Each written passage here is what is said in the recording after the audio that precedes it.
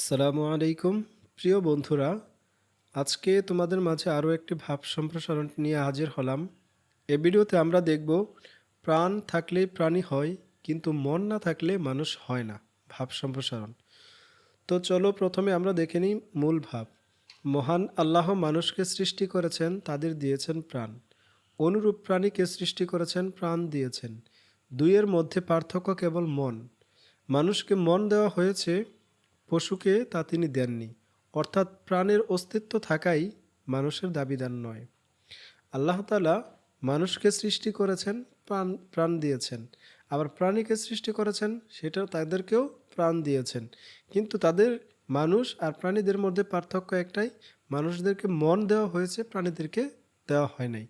এজন্য এখানে বলা হয়েছে যে যে প্রাণ থাকলেই সেটা কি মানুষের দাবিদার নয়। এরপর দেখো সম্প্রসারিত ভাব। মানুষ হিসেবে পৃথিবীতে নিজেকে পরিচয় দিতে গেলে তাদের কতিপয় মহৎ গুণাবলীর অধিকারী হতে হয়। মানুষ ছাড়া অরণ্য প্রাণী প্রকৃতিগতভাবেই বড় হয়, তাদের জন্য কাউকে যত্ন, সাধনা ও ত্যাগ স্বীকার করতে হয় না। কিন্তু মানুষের ক্ষেত্রে তা ভিন্ন। মানুষের নিজস্ব বৈশিষ্ট্য আছে, তা কখনোই প্রাণীদের মধ্যে দেখা যায় না। মানুষের মধ্যে যে বিবেক থাকে, তাই তাকে ভালো মন্দ, ন্যায় অন্যায় ও সঠিক পথের সন্ধান দেয়। মনের সূক্ষ্ম অনুভূতির যথার্থ বিকাশই মানুষের পরিচয় বহন করে। মানুষ যখন বিবেককে ভুলে মনকে কাজে না লাগিয়ে বেপরোয়া হয়ে যায়, তখনই সে পশুতে পর্যবসিত হয়। মন মানুষকে মানুষে পরিণত করে, এই মনই মানুষকে মনুষ্যত্ব দান করে। মানুষ হিসেবে যদি পৃথিবীতে নিজেকে পরিচয় দিতে চায়, তাহলে তার মধ্যে অনেকগুলা গুণাবলী থাকা লাগে, বৈশিষ্ট্য থাকা লাগে।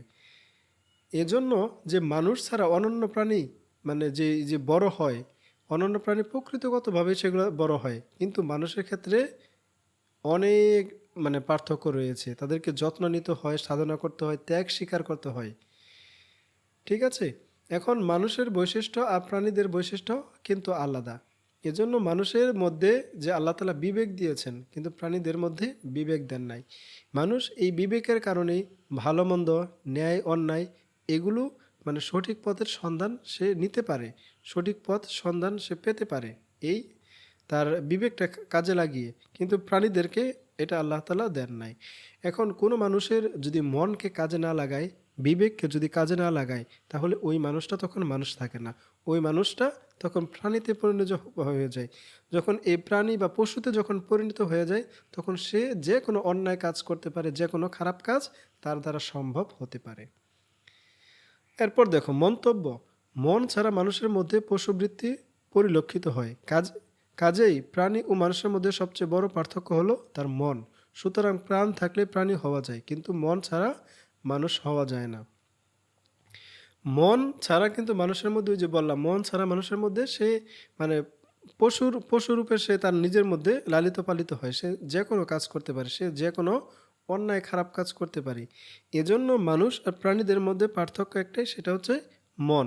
সুতরাং যার মধ্যে মন আছে, যে মানুষের মধ্যে মন আছে, যে তার বিবেককে কাজে লাগাতে পারে, সে ন্যায় অন্যায় ভালো মন্দ বিচার করতে পারে এবং সঠিক পথের সন্ধান পেতে পারে। এজন্য এখানে বলা হয়েছে যে প্রাণ থাকলে প্রাণী হওয়া যায়, কিন্তু মন না থাকলে মানুষ হওয়া যায় না। প্রিয় শিক্ষার্থী বন্ধুরা, আমাদের ভাব সম্প্রসারণটি এ পর্যন্তই। যদি ভিডিওটি ভালো লাগে, উপকারে আসে, অবশ্যই ভিডিওতে লাইক, কমেন্ট আর চ্যানেলটি তোমরা সাবস্ক্রাইব করে রেখে দিও। আর প্রতিটা ভাব সম্প্রসারণ আমাদের ওয়েবসাইটে 2 থেকে 4টি করে নমুনা দেওয়া আছে।